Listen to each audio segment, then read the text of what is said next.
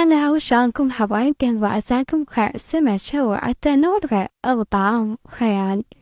وهنا عندي ويتم الأحمر منزلت لكم الطريقة بالصفحة. ونبلش نقول بسم الله. أنا عندي السمكة راح أفصلها غسلة كل زين، وبعدها قلب انتو هنا راح أشرح السمكة بهالطريقة هاي حتى تتملح زين. وبعدها عندي هنا عصير ليمون، أعصر عصرة ليمون فوقها، وبعدها أمسح السمكة بالليمون، وبعدها هنا أرش عليها ملح ورشة لمندوزي كلش قليل حتى يصير طعمها طيب، وأضيفها على التنور.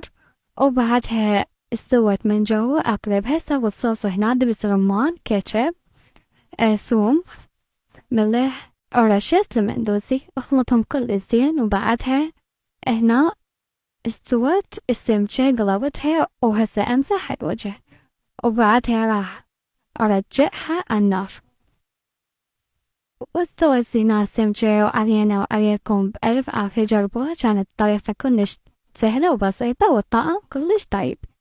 لا تنسونا باللايك والاشتراك والكومنت الحلو مثلكم.